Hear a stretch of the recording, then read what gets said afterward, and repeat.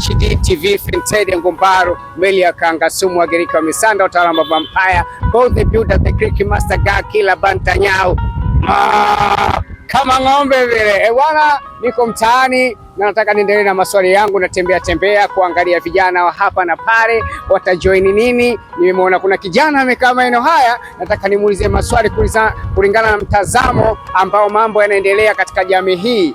Bwana, nimekutana na kijana wangu hapa. Bwana, mambo vipi? Poa. Kama samahani, ungeongeza sauti kidogo au vipi? Bwana, unaitwa nani? Naitwa Rashid.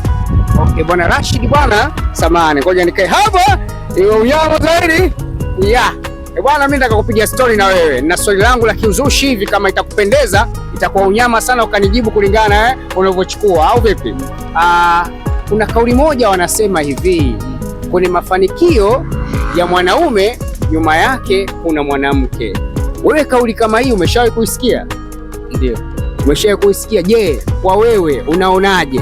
Kuna ukweli ndani yake, au wewe katika maisha yako mafanikio yako ambayo umeyapata mpaka kwa sasa hivi nyuma yake kuna mwanamke? Inategemea. Mwanamke naye ni moja ya hatua mojawapo kufanya ukawa na maendeleo, kama mkiwa mnaishi vizuri, mnaelewana, mnasikilizana, ndio jinsi ilivyo. Vijana wangapi wamefanikiwa katika maisha ambao umewaona kwa macho yako na mwanamke ndio sababu? Wengi sana nishawaona, mfano nishaiona. Katika wanaume waliofanikiwa na waliofeli kwa sababu ya wanawake, wapi ni wengi? Kwa wewe mtazamo wako katika jamii yako, mtaa wako, jinsi ulipokaa na wengi ambao hawasikiliza.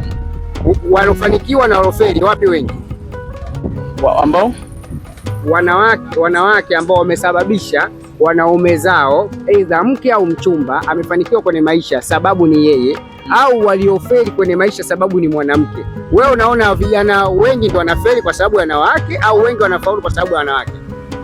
Wengi wanafeli kutokana na mahusiano yao akiwa sio mazuri, lakini mimi na imani mwanamke mkiwa mnaishi vizuri, anakupenda, unampenda, na imani mnafika mbali.